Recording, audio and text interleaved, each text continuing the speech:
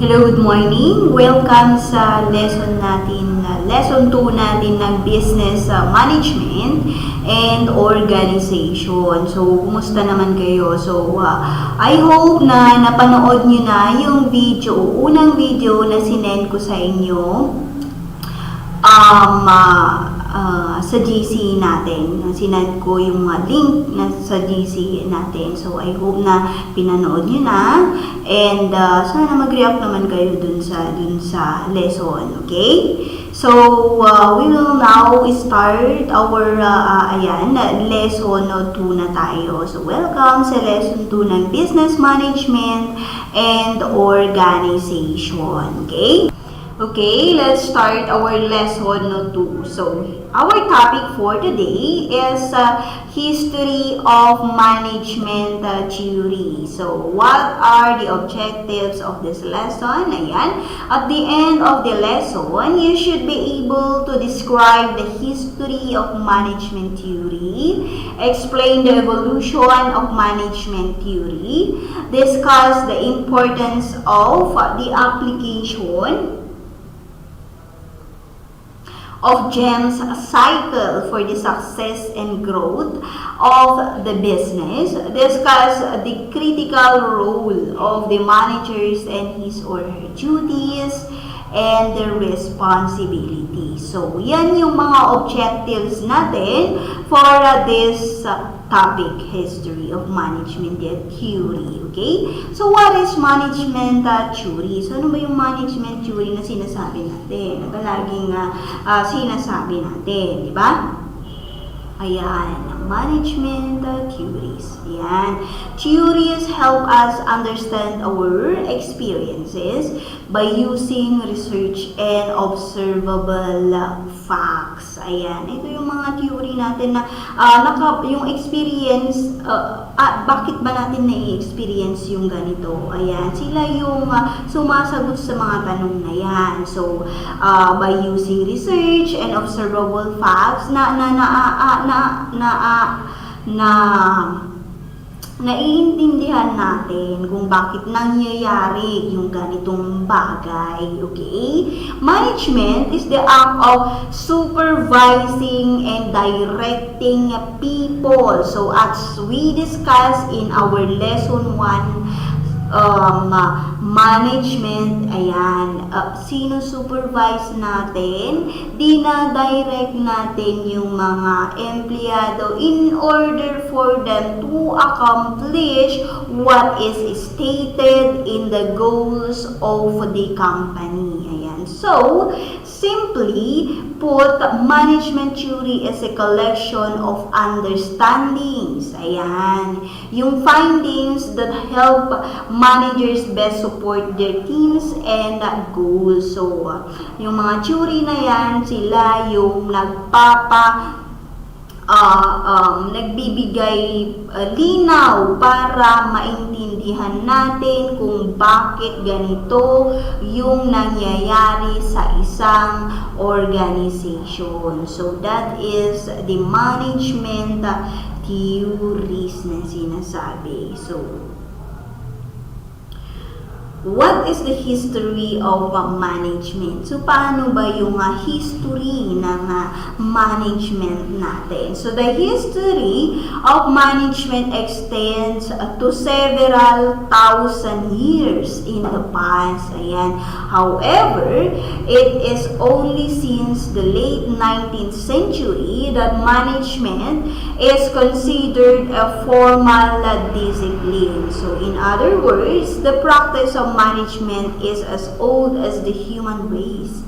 But its theories, yung mga theory niya, yung mga conceptual frameworks niya are of a recent origin. So, yet most the contemporary management thoughts are in the 20th century phenomenon. So, nakabase din siya sa recent years, nakabase yung mga management theories natin, yung mga na-experience natin, di ba, in a recent 20th century, di ba, recent origin. So, yung mga conceptual framework. Ayan, although nagsimula siya in the late 19th century, yung management natin. Okay? So, the importance of management theories. So, ano ba yan? So, management theories help organizations to focus. Ayan, naka-focus yan. Communicate and evolve. Using management theory in the workplace allows leadership to focus on their main goals. So, when a management style or theory is implemented, it automatically streamlines the top priorities for the organization. Ayan. So, management theory also allows us to better communicate with people we work with, which in turn allows us to work more effectively. Okay? So, that is the importance of management theories. It helps the organization to focus, communicate, kasi may basihan sila na theory, diba? It explains our experience, diba? Para mas maintindihan natin yung experience natin regarding that situation. Ayan. So, using the management theory, it allows leadership to focus on the main goals. Ayan. So, yun yung importansya ng management theories na yan. Okay? What about the evolution of the management theory? So, nagsimula yan sa Industrial Revolution. Ayan, the center of the management theory. So, when we say Industrial Revolution, ayan, yung about the businesses. Ayan, from the late 70s, through the early 1900s, ayan, the Industrial Revolution brought extraordinary change to the workplace and forever transformed the way companies operate. Ayan.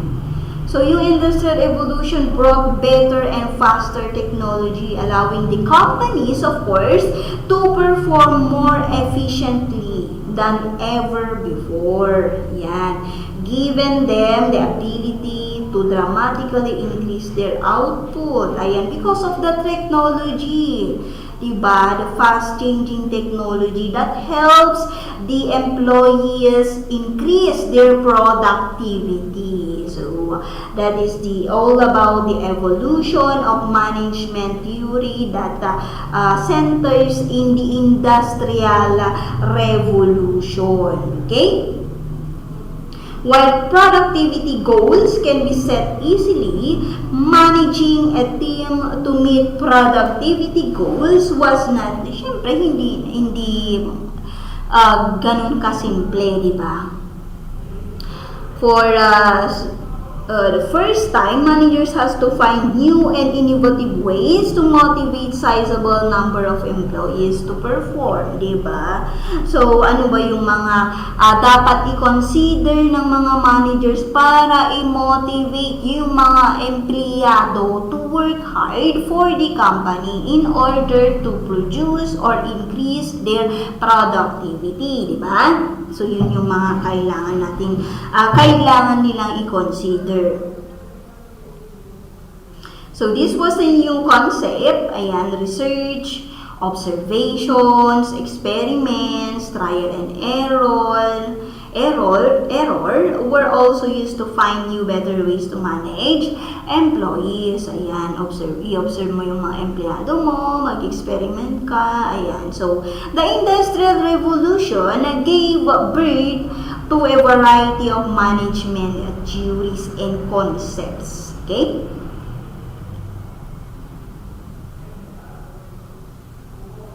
So, each management theory plays a role in a modern management theory and how it is implemented. So, that is all about the evolution of management theory. Now, let's go to ano ba yung mga sinasabi natin management theory. theories. Ano ba yung mga management theories? Ano ba yung mga management theories na yan? So, different management theories na yan. So, palagi natin sinasabi, ano ba yan?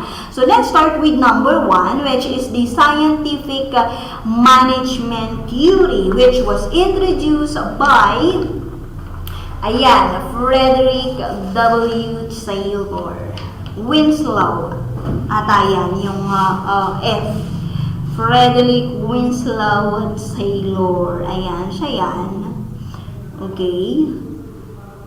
Kung hindi nyo pa kilala, hindi nyo pa nakikita sa picture si Frederick Taylor. Ayan. Siya yung nandyan. Okay? Familiarize nyo na. Baka naman na relatives nyo pala. Diba? Okay? What is all about the scientific management by Taylor? So, ano ba yung sinasabi ni Frederick Winslow Taylor about sa scientific management niya? In 1909. So, siya yung father of the scientific management. Ayan. So, scientific management theory believes that it is vital to find most effective to complete each and every task, no matter how small. Ayan, kahit maliit man yan. So, in the early 1900s, managers would give orders to their workers with no guidance on how to accomplish them. So, sabi dito sa scientific management ni Frederick Taylor, ito gawin mo. Pero, hindi sila nagbibigay ng orders kung paano mo siya gawin. Diba? Yung mga managers natin, hindi sila nagbibigay ng orders kung paano sila gawin. So, dito kasi, sabi niya, Taylor believed this was an inefficient. Ayan, inefficient yan ng pagsabi ng ayan, sinabi mo lang yung gagawin niya. So, dapat ma-accomplish mo to. Pero hindi kasi sinabi ni manager kung paano niya gawin. So, para kay Taylor, this is inefficient. This is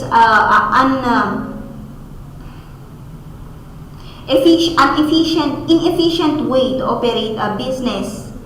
Kasi, syempre, sinabi mo lang sa empleyado, ito gawin mo. So, hindi mo siya, no more further explanation or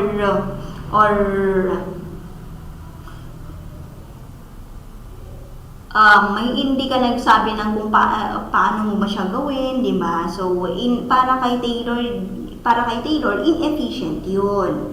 So, sabi dito sa findings ni Taylor, ayan, sabi niya, attempted to define the one best way to perform every task through a systematic study and other scientific methods. So, nakita niyo dito sa picture, ayan, yung worker nakahawak ng shovel. Ayan. So, believe that improve management theory, management practices lead to improve productivity. So, sabi niya, putting the right person on the job with the correct tools and equipment. So, kailangan i-instruct mo din yung empleyado kung paano niya gawin. Hindi lang yung sinasabi mo na ito yung dapat mo i-accomplish. Pero, wala siyang instruction kung paano mo dapat i-accomplish yung isang bagay. Sabi ni Frederick Taylor, sabi niya dapat kailangang magawa, you should put the right person in that job and with the correct tools and equipment. Okay? Ayan, having a standardized method of doing the job, providing an economic incentive to the worker. So, sabi nga natin kanina, about sa time and motion study ni Frederick Taylor, na kabilang din sa scientific management niya, scientific management theory niya about dito sa shovel na to, yung gamit ni worker na shovel. So, nung una, maliit lang yung ganito niya, yung dunda sa baba. So, most likely, maliit lang yung makukuha niya sand, diba? So, ilan yung inanalyze lahat yan ni Frederick Taylor. Ngayon, mas malaki na yung ginagamit niyang, ano ang tawag dito sa baba nito? shovel na to. Diba? Mas nagkakaroon, mas nagiging productive yung isang empleyado kasi mas malaki na yung ginagamit niyang shovel na dun sa yung gaya nun sa baba. So, inanalyze lahat yan ni Frederick Taylor. Okay? So, about dun sa scientific management niya, kailangan daw yung you put the right person on the right job, and you should gagamitin nila yung tamang tools and equipment for that job. Okay? Para ma-improve nila yung productivity of that certain worker. Okay? Three areas to focus, three areas of focus.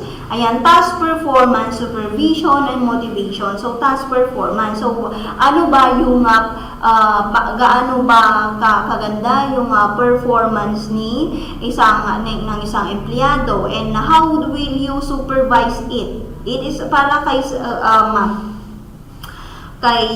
Frederick Taylor, it is important to supervise your empleyado, your employees, di ba? And of course, motivate them para maging ladong maging efficient sila and effective sila sa trabaho nila. Yun naman yung kay Frederick Taylor. Okay?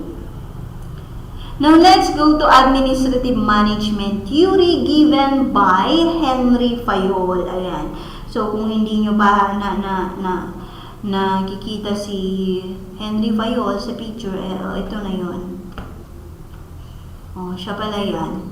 Okay? Administrative management theory was developed by Henry Fayol. So, in the early 1900s. Ayan. And is considered to be highly relevant. Ayan. Even today, ginagamit yung 14 principles niya yan. So, Fayol created 14 principles which he believed outlined the basis for strong and successful company. So, it is important to know that Fayol agreed with many of Taylor's ideas and ideology. So, nag-a-agree din siya kay Frederick Taylor. Fayol focuses on the organizational structure of the company as a whole. Ayan. So, about sa administrative management theory, yan yung idea niya that everyone in the company should be aligned in the organizational goals. Ayan. Fayol believed that organizational structure was vital to success. So, siya pala yung kailangan, siya pala yung nagsabi na kailangan dapat may organizational structure. In order na makita natin yung ano ba yung responsibility and authority of each job of that empleyado, of that certain employees, di ba? So, siya yung nag-initiate, siya yung nagsabi na dapat may, kailangang may organizational structures. Okay? So, these are the 14 principles of management theory by Henry Fayol.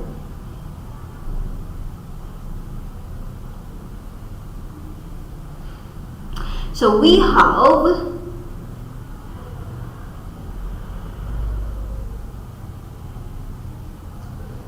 number 1, division of work. Ayan. So, kailangan hindi mo dapat, porket pabida ka, ayan, sa akin yun na lang ibigay, ako na lang yung gagawa. So, hindi yun pwede. You need to divide the work among the employees. So, wag mong sarilinin yung trabaho. Division of work is very important in order for the organization, the employees of the certain organization to be efficient and effective. Okay? Authority and responsibility, yan yung pinaka-importante.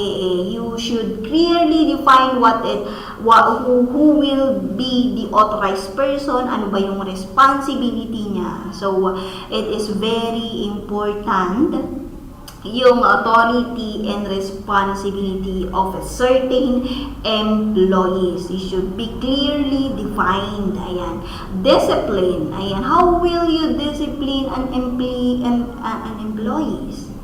What are your standards or rules or policies that govern in disciplining an employees? Okay? Unity of command. So, iisa lang yan. Unity of command, isa yung panggagalingan ng command. Kung sino lang yung immediate supervisor mo, immediate managers mo, doon mo sasabihin yung concerns. Unity of direction. Kaya nga tayo nagkakaroon ng, kaya nga gusto ni Fayol na magkaroon tayo ng organizational structure in order for sabi nga natin kanina na magkaroon ng direction, unity of direction. So, sino ba yung magbibigay ng order? Okay? Remuneration of personnel includes in the 14 principles of management of Henry Fayol.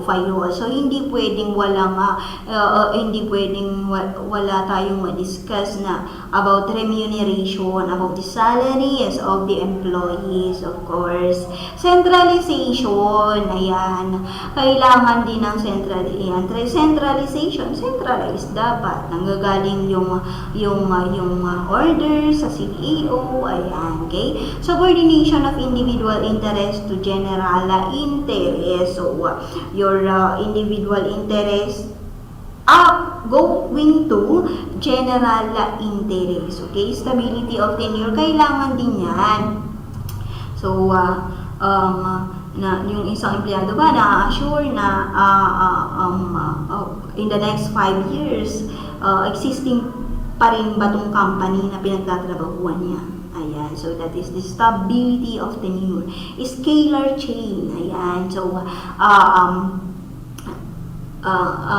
paano ba yung pagproseso ng orders natin? Ayan. May order tayo, may equity tayo, initiatives. Ayan. Okay?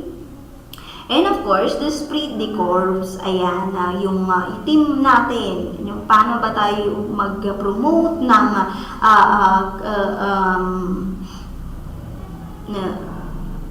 relationship natin with our co-employees, with our bosses, ayan, okay? So, the spirit of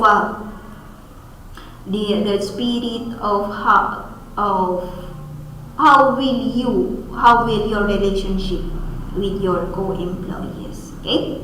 So, those are the 14 principles of management theory. Now, let's go to bureaucratic management theory. Ayan, si Max Weber naman yan. Sabi niya, Max Weber, bureaucratic theory. Now, I have a question.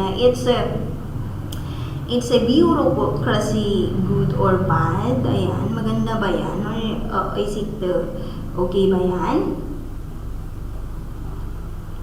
Is it good or bad?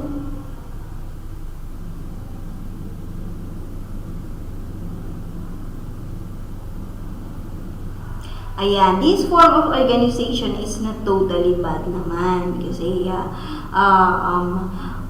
bureaucracy also discourages yung sinasabi nating favoritism.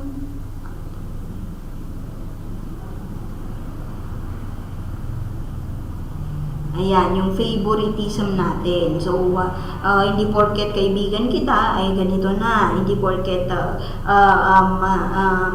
tito mo yung CEO, ay ganito na yung yung pagtrato mo sa kanya. Yung tito niya yung CEO, ganito na yung pagtrato mo sa kanya kasi yan, nagiging favorite mo na siya na empleyado kasi related siya kay CEO, kay BOD. So, hindi pwede yun. So, hindi pwede yun kay bureaucratic form of na sinabi ni Max Weber. So, pag bureaucratic theory, ayan, The word bureaucracy tends to sound, ayan, negative siya or perorative by implying that the bureaucratic organization is an impersonal machine that focuses more on the numbers and output, ayan, na hindi nila kinoconsider yung well-being of its employees. So, dapat yung productivity, increase productivity, increase, pero wala silang pakialam sa mga empleyado. Okay? According to him, bureaucracy, according to Max Weber, bureaucracy is the most efficient form of organization. So the organization has a well-defined line of authority. Okay? It has a clear rules and regulations which are strictly followed. So, kailangan, in a bureaucratic government, in a bureaucratic organization, kailangan yung line of authority mo, it is clearly defined, and of course, yung rules, regulations, it should be strictly followed. Okay? Max Weber's theory, ayan, features of bureaucracy structure. Ayan, nandito din yung kanina sinabi natin division of labor, sabi ni Henry Fayol, sabi din ni Max Weber.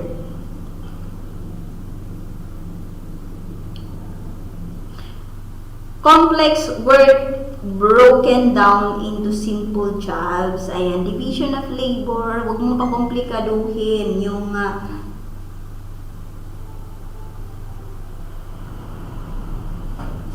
huwag mong pakomplikaduhin yung trabaho. Complex works broken down into simple jobs. Division of labor. Huwag mong gawing mag-isa. You should delegate your work, di ba?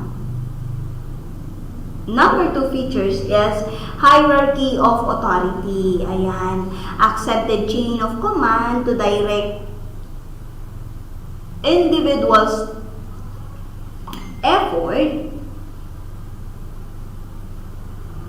towards organizational goal accomplishments. Okay?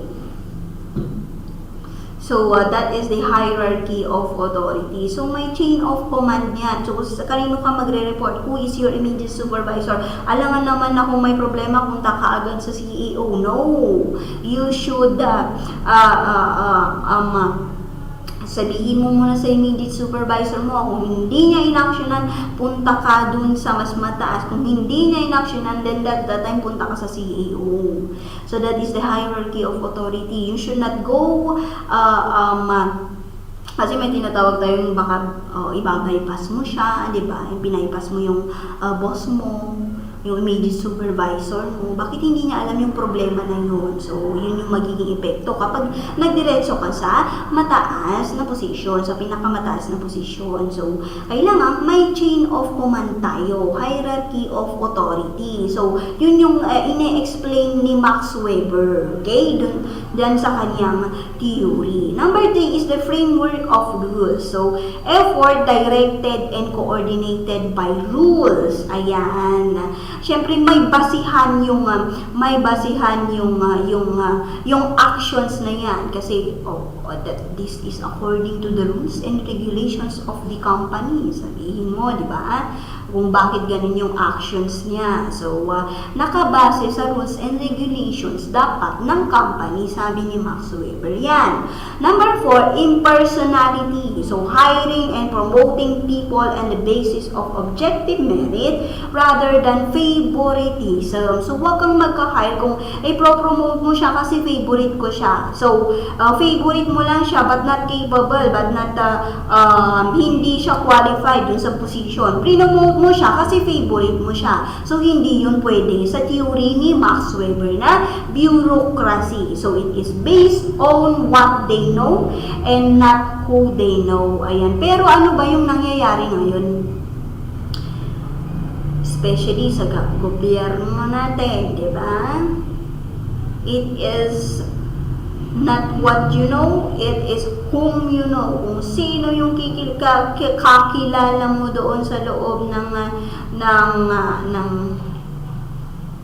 dun sa loob ng organization na yon, ayan, most likely ikaw yung na-hire, hindi yung hindi yung qualified dun sa job na yun, di ba? So hindi yun pwede kay Max Weber. Dapat kung ano yung alam mo, kung qualified ka, makukuha ka. Kung hindi ka qualified, hindi ka makukuha. Diba? So, walang favoritism sa kanya, sa theory ni Max Weber. Okay? Number 5 is the formal selection. So, when we say formal selection, technical competence. Yan. Members selected accordingly on the basis of training, qualification. Ayan, formal. Ayan, nakabase siya sa sinasabi natin, qualified ba siya? It is, tignan mo yung education niya, yung may training ba siya? Ayan, so doon siya binabase niya yung selection of the employee basing on the training, qualification, and education of the employees. Okay?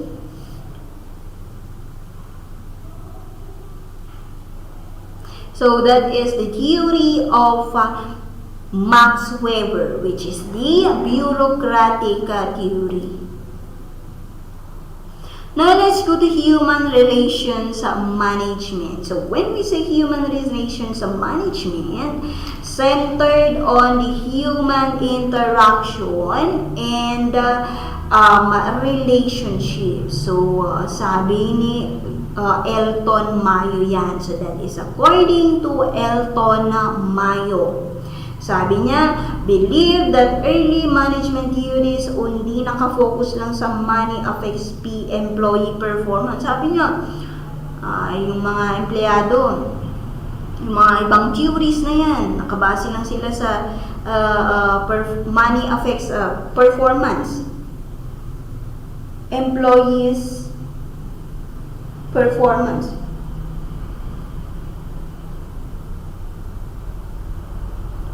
Diba? Nakabase lang sila sa pera, diba? Sabi niya, the more that you give to employee, the more na they will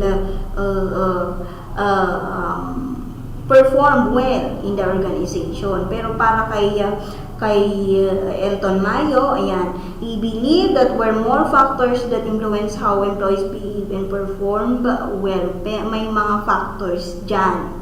So, he began a study on Chicago's Western Electric Hawthorne plant in the 1920s and 1920 and created his own management theory based on the findings which are more commonly known as yan, the Hawthorne effect. So, si Elton Mayo, yan, he is Australian psychologist, sociologist. Ayan, went to Harvard University. Main focus was on people working in an organization. Yung human relationship mo, your human interactions and relationships of the employee in an organization. Okay? So, Elton Mayo conducted the famous Hawthorne experiment. So, ano ba itong Hawthorne effect na doon? Sinasabi niya. So, productivity increased because, ayan, attention was paid to the workers in the experiment.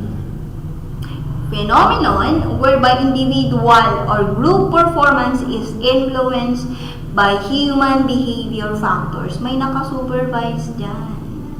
Tinitignan ka. Pag ikaw ba naman yung sinupervise ng may nakatingin sa'yo na boss mo, hindi ka ba mag-work magtatrabaho ng maayos, di ba? So his work represents a transition from scientific management to early human relations. He concluded that Rubble hypothesis among human behavior was founded. Okay? So that is the Hawthorne effect. So kapag walang tumitingin sa'yo, hindi ka nagtatrabaho ng maayos, pero pag may tumitingin sa'yo, nagtatrabaho ka ng maayos. So, madidiscuss din naman natin ang Hawthorne effect sa lesson 3 or 4 natin. Okay? So that is for human relation management theory by Elton Mayo. Now let's go to general system theories. Ayan, si Ludwig von Bertalanffy. Okay?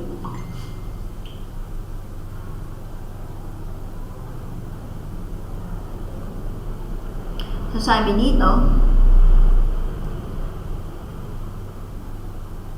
so, in the 1940s, biologist Ludwig von Bertalanffy created his general system theory. So, bakit siya biologist? What is the impact niya sa management? So, Ludwig von Bertalanffy believed that your body is the sum of all parts. Ayan. For example, your nervous system works together with your digestive system. Ayan. Which work with each organ or muscle group to allow a person function. So, if one function of the body fails to work, the body as whole cannot effectively operate. So, tama nga naman, di ba? So, kung may masakit sa'yo, hindi ka talaga makakapagtrabaho ng maayos, di ba? So, humans are most healthy and functional when all aspects of their being are working together effectively. So, he also argued that the environment can have an effect on each of the parts. So, a broken leg can prevent you from walking, or a flu can have you bedridden for days, diba? So, kapag may sakit ka, hindi ka naman talaga nakakatrabaho ng maayos. So, that is the analysis of Ludwig, diba? General system theory niya. So, each of these issues can damage the overall productivity of the person. So, di ba, na-experience na natin kapag masikip yung ulo natin, may sipon tayo, di ba, na hindi tayo nakaka-concentrate magtrabaho, di ba?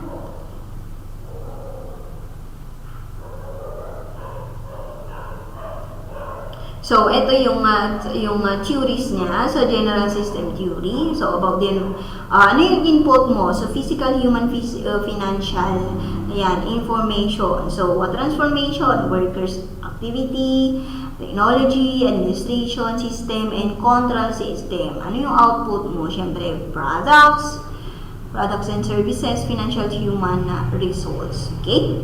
So, parang ganito lang yan. So, input, transformation, output. Okay?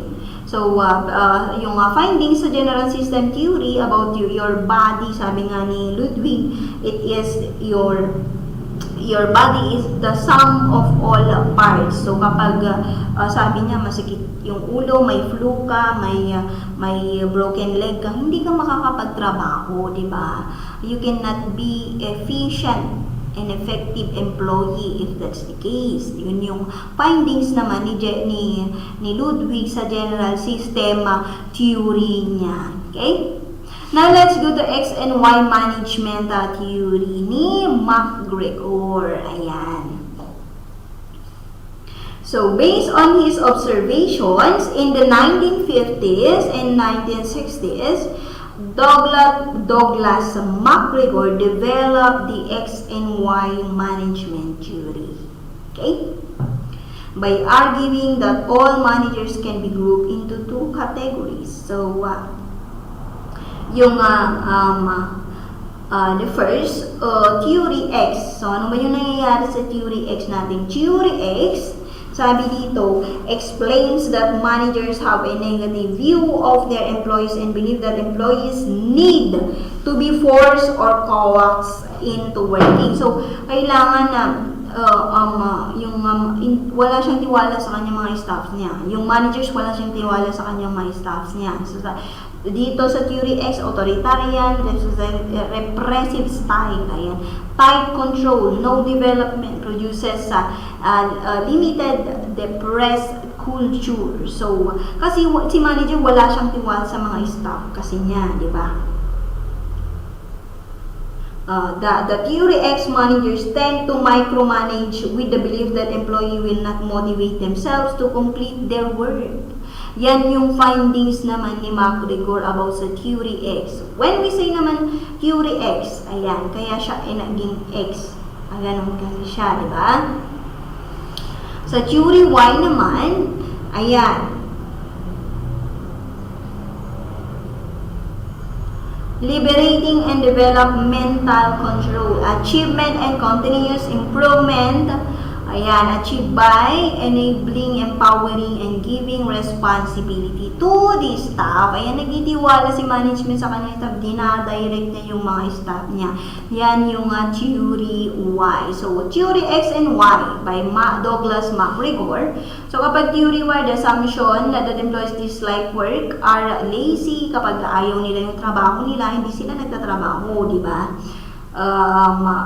Naging tamad sila, ayaw nila ng responsibility. Kapag theory Y naman, yung assumption that work are creative and seek responsibility and can exercise self-direction. Ayan. So that is the difference between the theory X and Y by Douglas MacGregor. Okay?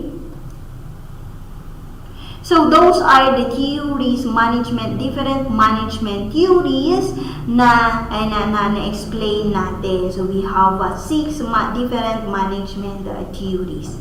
Now let's go to the GEMS cycle. So when we say a GEMS cycle, ayan. So GEMS, G stands for goals. So in an effort to assist organizational teams and employees in achieving workforce goals for cultural competency and effectiveness, a practical goal strategy has been designed to address 4 important areas. Okay? So, sa goal na yan, so under goal, may tinatawag tayong, ayan, so yung 4 areas nandyan sa modules ninyo, please go along with the discussion. Ayan, goal is specificity. Dapat naka-specify yung goals mo. It should be clearly defined. So, wag nga palikoy-likoy, di ba? Ano ba yung dapat gawin? Sino ba yung gagawa? Kailan ba yung gagawin? Paano ba natin gagawin? So, it should be clearly defined and naka-specify yan. So, next is the participation. So, how is the participation within any organization? So, syempre, napaka-importante yung participation na yan, di ba? To make the goals achievable. So, a strategy is needed to encourage organizational participation that affirms the input and involvement of the entire workforce. So, i-involve mo yung entire workforce in order para ma-achieve natin yung organizational goals. Okay? Time limits. Siyempre, may time limits dyan. Time management. I-manage natin yung time natin para hindi magka-iberya, di ba? Para magawa natin yung kailangan nating gawin. And next is the performance feedback. So, kailangan may feedback dun sa nagawang performance. So, ano ba yung loopholes natin? I-identify natin kung ano ba yung mga loopholes natin. Okay? So, ano ba yung mga behaviors na hindi natin nakita? So, gawa tayo ng feedback dyan. Okay? And of course, the E stands for expectations. So, when we say expectations, ayan, expectations when appropriately implemented. So, higher order thinking, reasoning, analyzing, synthesizing. Ayan, kapag experiment tayo, nag-research tayo, alam na natin yan. And problem solving are some of the corporate expectations associated with critical thinking. A thought process that equally consists of a self-assessment, self-governance, and self-discipline. So, what are your expectations on that na pangyayari, on that certain events? Okay? So, ano ba yung syempre, kailangan mong mag-expect, di ba? Ito yung mangyayari. So, i-assess muna kung ano yung, i-assess muna kung base dun sa expectations mo, di ba? Okay? Measurement. So, what do we mean by measurement? Ano ba itong measurement na sinasabi natin? So, may apat tayong naka-state dito. Measuring the organization's productivity. So, organizations measure their productivity level by the performance output of their employees. Diba? Yung productivity level. So, how will you measure the organization's productivity? I-measure mo din yung productivity level output of your employees. So, they rely on the feedback from customer, di ba? So, gaano ba ka-effective yung mga empleyado mo? Diba, may mga feedback from customers, feedback from client, diba? Yung questionnaires, and syempre may mga employee surveys din tayo to develop and improve new product, services, or staff natin. So, paano ba i-improve mo naman yung pag-explain mo ng lesson? So, ganito yan, di ba? Kapag may feedback sa estudyante, ayan, so, sasabihin ng boss mo, di ba, ganito, may feedback sa'yo, so, ano ba yung problema? So, ganito yung gawin natin, ganon. So, how to measure employee performance? So, paano ba natin mini-measure yung employee performance natin? So, measuring employee performance is key to improving productivity within the organization. So, evaluating employee performance consists of utilizing performance metrics that can measure an employee productivity on the job. So, paano mo siya mini-measure? Nang kailangan mong i-evaluate, di ba? Para malaman mo gaano ba siya ka-effective na empleyado. Di ba? I-evaluate mo siya. Evaluate mo yung performance ng isang empleyado. Employee attitudes influence on performance, di ba? Employee satisfaction creates satisfied customer.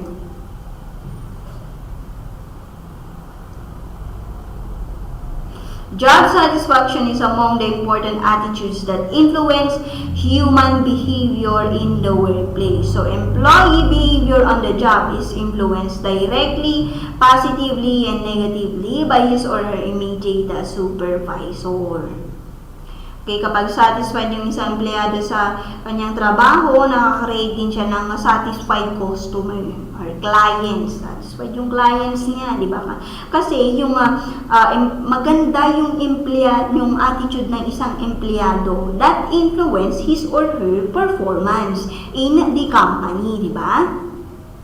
Utilizing the measurement results for success. Ayan. Employee recognition on the job is seen through performance evaluation, character awards or surveys, product efficacy level. So, that is all about the measurement. Now, let's go to the strategy. So, S stands for strategy. So, ano ba itong strategy na sinasabi natin?